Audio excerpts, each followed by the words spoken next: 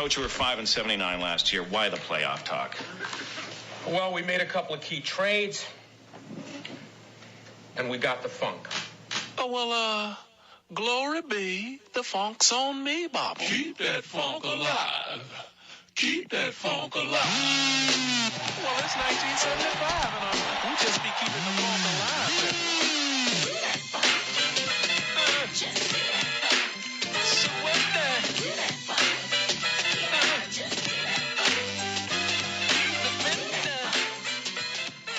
Aloha and hello out there, everybody. What's going on? Happy Memorial Day weekend to all the listeners out there. We appreciate you guys tuning in for this holiday. No doubt. We got to get into our favorite number 35s of all time because this is the 0 to 100 series brought to you by Too Close to Call. Real quick. I'm all right with Drake nowadays, man. What do you think of this whole shit? Just real quick with him and the coach touching him, Milwaukee going nuts, fans on the court. What's the deal there? What's your hot take? Man, Drake's becoming the new Spike Lee, the Canadian Spike Lee, if you will. And if he could somehow affect the other team and have them worrying about Drake and let Kawhi do his thing, more power to him. I respect it.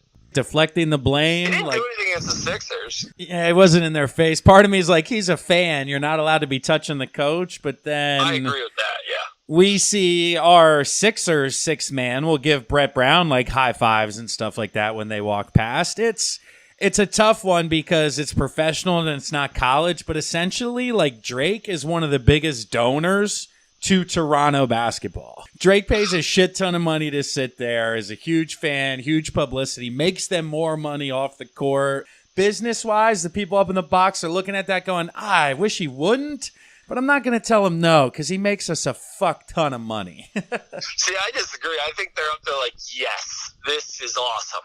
We're relevant, baby. I don't know, man. It's a tough one because, like, it is that fine line of technically Drake should be banned from the arena for life. Like, he went on the court and touched the coach. Yeah. Set an example, Drake, for your fans out there. I don't know. I don't mind, but that's just, I see both sides of the coin. But, hey, we're on 35, and mine is a little relevant right now because he finally faced his former team. I'm talking about Cole Hamels. One of the greatest pitchers of all time in Phillies history, along with Steve Carlton. In Phillies history, he's up there. There's a handful you could argue through. Schill ain't off the top of my head. You know, you have Steve Carlton, like you mentioned. God, who else would it be way back when? I mean, obviously. Yeah, Brett Myers. I mean, dude, in our time, in our lives, there haven't been many. So to your point, since like the 90s when they sucked with Robert Persons and all those guys throwing and Billy Wagner. Yeah, like Cole's definitely the top name along with the four horsemen he kind of rode with there. Cliff Lee, Doc Holliday, a little bit of Roy Oswalt. But Hamels was the guy who was ours and who we drafted from the get-go. So that's a good pick, man. World Series MVP. I know he reached out to the Middleton family because he wanted to wear a patch, and they were like, absolutely. So he's still very close. He donated a lot to charities around the Philadelphia area. I know some guys who have caddied for him at some country clubs and say he's great. He came back for the Eagles Super Bowl parade.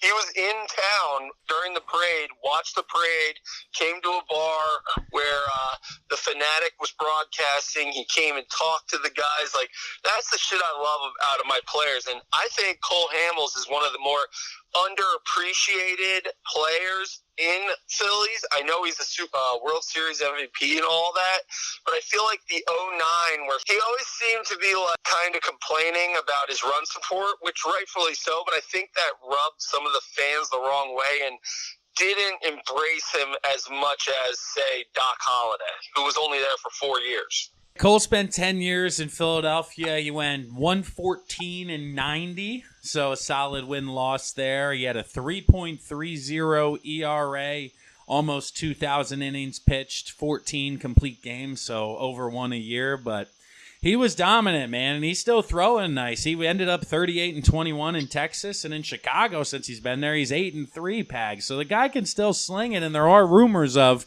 a potential reunion after this year for maybe his last contract, because as you see this year, he's 4-0 in 58 innings. So the guy's one of those people that's kind of evolving and learning how to pitch while he's no longer throwing 95. For sure. And another one I had, not necessarily one of my favorites. I still don't agree with the move that he made to win his championships. Kevin Durant, I'll give you a hot take right now. I think the Warriors are a better team without Kevin Durant. How can you say that when he's like the best player on the planet? It makes no sense. Scalding hot. The take there is that with Kevin Durant and Steph Curry on the same court, Kevin Durant's the best player in the world. But if Kevin Durant and Steph Curry are on different courts, Steph Curry still may be the best offensive player in the world. And I just feel like they play better. Like Draymond, Clay, and Steph, we do this all the time. We've done this for years now. I mean, I can't argue the fact that Kevin Durant's probably one of the best players in basketball's history, maybe the greatest of all time. If I can say that, if he wins a couple more, he may be flirting with that along with taking LeBron's name out of it. Does he have any regular season MVPs? He won one in Oklahoma City. I know that. But he hasn't won one since then, right? He's only got one. Yeah, but he has 2 finals MVPs. I think you're right, though, because going to Golden State, he got the rings, he got the finals MVPs. So now if he goes to New York or LA or wherever he goes, and he's kind of the main dog, and then wins another regular season MVP or 2 and maybe a title, then you're flirting with it. Because right now, it's still, oh yeah, he was great, like he was the MVP, but like he didn't win anything, so it's not like you're saying literally they could be better without him, so clearly he's not the difference. So you can't be considered the best ever if you're not even the difference on your own team. No doubt. And if he goes and plays with LeBron, just take that out of it. Yeah, that's why I think it's New York, him and Kyrie. That way both of them, neither of them can be 1 and 2. It'll kind of be both 1As. Because as you've seen, Kyrie kind of needs somebody else, and I think KD does as well. So that's an intriguing duo.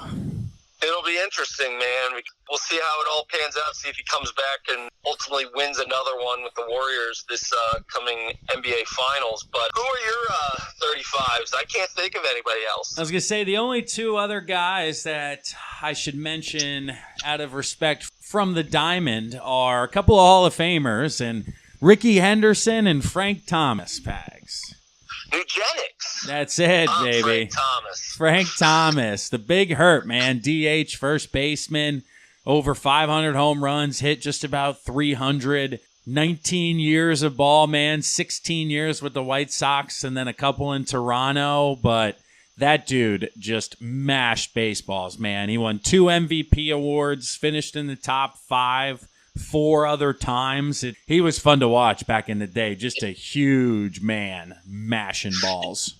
I remember having his game on Sega. I forget what the hell it was called. There you go. I just know Frank Thomas was on it. The big hurt, man. And then going all the way to the other side, you got the number 1 base stealer in the history of baseball, Ricky Henderson. I remember him taking the base. I don't even remember who he was playing with. He might have played for like 15 different teams. I remember him taking the bag and going home. 1,406 stolen bases. And Pags, let's see here, to your point, he played 25 years, 14 in Oakland, 5 with the Yankees, 3 with the Padres, 2 with the Mets, and 1 year each with Boston, L.A., Anaheim, Seattle, and Toronto. So that is 9 teams. Is that what that was? That's amazing for 25 years, dude. But he could swing it. Hall of Famer himself. Let's see here if he ever won an MVP. He finished 2nd, 3rd. Yes, sir, he did. In 1990 with the Oakland A's. Interesting. 2 MVP winners, man, number 35. But we finally got out of the hardwood. We got out of basketball and back to the diamond with 35, man. 33 and 34 was like nobody but basketball players. Yeah, man. Football's fallen a little bit behind here, but I have a feeling it's going to be coming back full circle next episode. 30s, 40s, and 50s. Those are tough positions for football guys. I can't wait till we get in the 60s and it's linemen. That's the big uglies to talk about.